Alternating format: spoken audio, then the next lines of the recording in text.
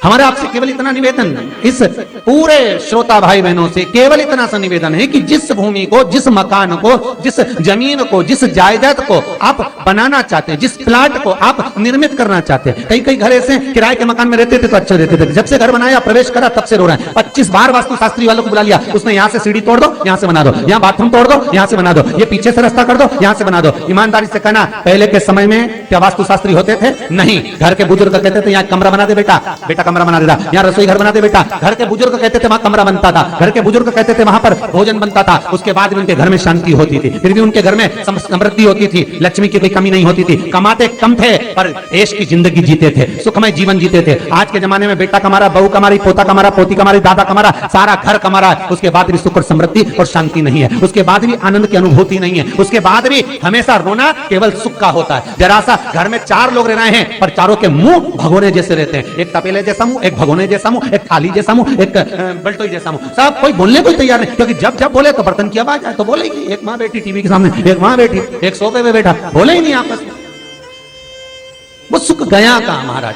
कई लोगों के मैसेज आते हैं, गुरुजी हम बड़े दुखी हैं, कारण क्या है? बस कारण इतना सा है कि आपने जब मकान का निर्माण कराया, वास्तुशास्त्री को बुलाया, इंजीनियर को बुलाया, सब ठेकेदार को बुलाया, सबको बुलाकर मकान, प्लाट, जमीन, जायदाद सब दिखवाया, पर आपने उस भूमि पर पद्म पुराण कहती है, धेनु मानस कहती है, स्कंद पुराण कहती है कि उस प्लाट पर आपने 3 दिन तक एक गौ माता को नहीं बांधा, 3 दिन तक एक गाय को उस प्लाट पर बांधकर चारा खिलाते। ना वास्तुशास्त्री को बुलाने की जरूरत पड़ती, ना कभी समृद्धि की, ना सुख की जरूरत पड़ती, क्योंकि गाय उस जगह से सारी इंद्रियों को आनंदित देकर सुख प्रदान कर देती है।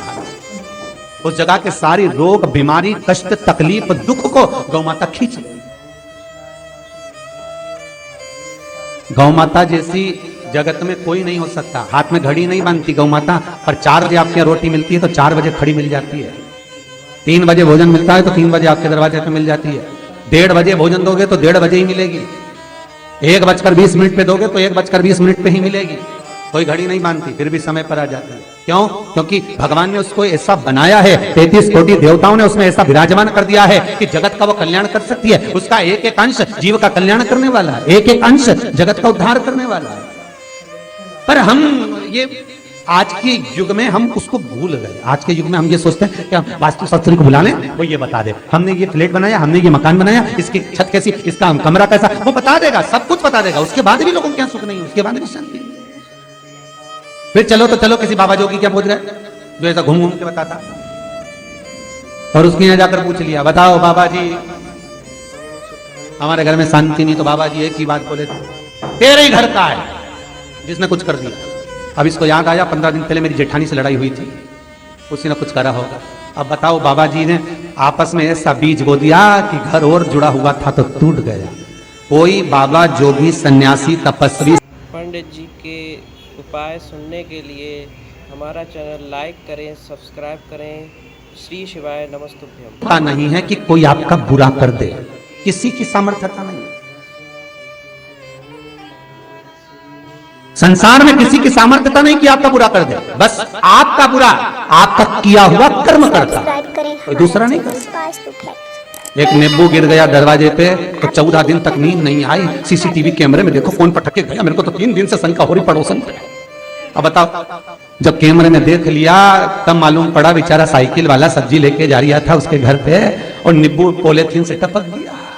तब सुकून मिला कि ये नींबू, तब सोई आराम से कि पड़ोसन ने कुछ नहीं किया। सब्सक्राइब करें हमारा channel Vastu facts, bell icon दबाएं। ना जाने किसने क्या विद्या कर दी, ना जाने कौन ने कौन सा टोना मार दिया। केवल एक दीवार ऐसी होती है जहां पर हनुमान जी का चित्र लगाया जाता है। चाहे तुम पर्वत उठाने वाला चित्र लगाओ हनुमान जी का, चाहे बैठे हुए लगाओ, चाहे रामायण पढ़ने वाला लगाओ, चाहे लंका दहन करने वाला लगाओ, चाहे राम नाम जपने वाला लगाओ, चाहे लक्ष्मण को संजीवनी देने वाला लगाओ, चाहे मौन मुद्रा में लगा दो, चाहे स्तुति में लगा दो, चाहे भजन में लगा दो। हनुमान जी का कोई भी चित्र लगता है तो ना पूरब में लगेगा, ना पश्चिम में लगेगा, ना दक्षिण में लगेगा। हनुमान जी का अगर चित्र लगता है तो उत्तर की दीवार में दक्षिण को देखते हुए लगता है, केवल एक ही स्थान।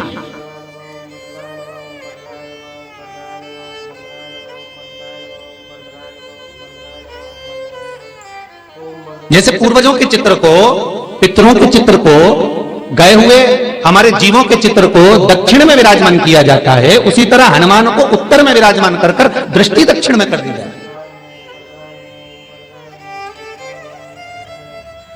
घर में हनुमान जी के जितने फोटो होते हैं उसको केवल दक्षिण दिशा में लगा, उत्तर दिशा में लगा बिठाते थे, और दक्षिण की ओर उनकी दृष्टि होना चाहिए, दक्षिण की ओर उनका मुख होना चाहिए। क्यों महाराज? अगर व्यक्ति के जीवन में कोई बीमारी आने वाली है, व्यक्ति के जीवन में कोई रोग आने वाला है, व्यक्ति के जीवन में अगर कोई कष्ट आने वाला है, व्यक्ति के जीवन में अगर कोई परेशानी आने वाली है, व्यक्ति के जीवन में कोई एक्सीडेंट का योग भी बनने वाला है, तो शास्त्र कहता है वो दिशा दक्षिण से ही बनता है।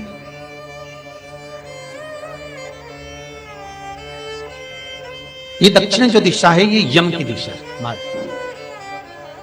यहां संपूर्ण परिवार के साथ यमराज अपने आनंद में निवास करता है, यम दिशा।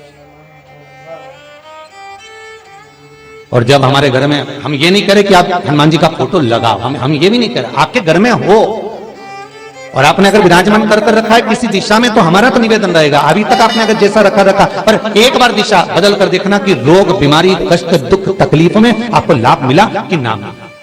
हनुमान जी ने केवल दक्षिण दिशा की ओर अगर मुख कर कर हमने विराजमान कर दिया, फोटो ही विराज दिया। हम ये नहीं कहेंगे आपसे कि आप बाजार से फोटो खरीद के लाओ फिर लगाओ, नहीं, आपके घर में हो तो आप लगा दीजिए, सब्सक्राइब करें हमारे आपके घर में हो तो विराजमान करें, बेल आइकन दबाएं ताकि आप अपडेटेड रहें हमारे हर एक वीडियो से। अच्छा, कितनी विपरीतता है वो भी आप जरा जानिएगा महाराज, कि शंकर भगवान के ऊपर जो जल चढ़ाया जाता है उसकी जलाधारी उत्तर में जाती है। कई लोगों को तो आज भी तुलसी उतारना तक नहीं आता कि तुलसी का दल कैसे उतारा जाता है। सब्सक्राइब करें हमारा चैनल सोना 0091। श्री शिवाय नमस्तुभ्यं। श्री शिवाय।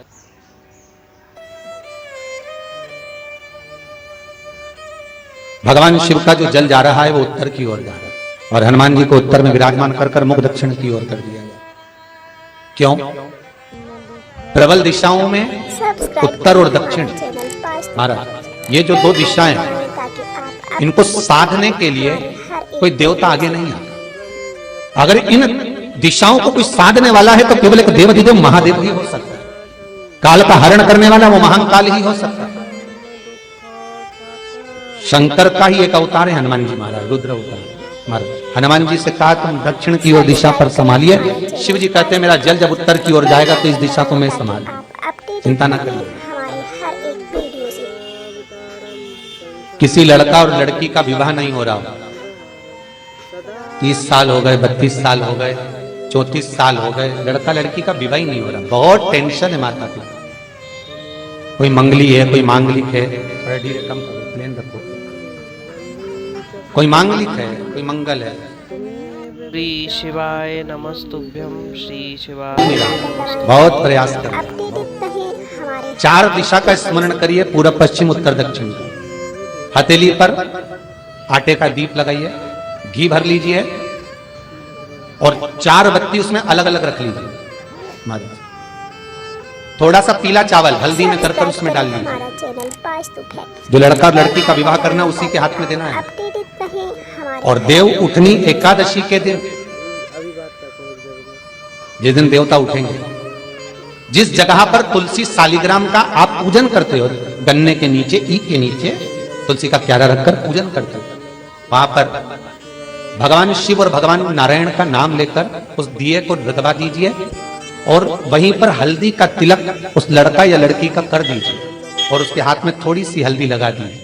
महाराज 2.5 महीने 3 महीने तो बहुत हो गए, उस बच्चा और बच्ची का विवाह पक्का हो गया। श्री शिवाय नमस्तुभ्यं। श्री शिवाय नमस्तुभ्यं। श्री शिवाय नमस्तुभ्यं।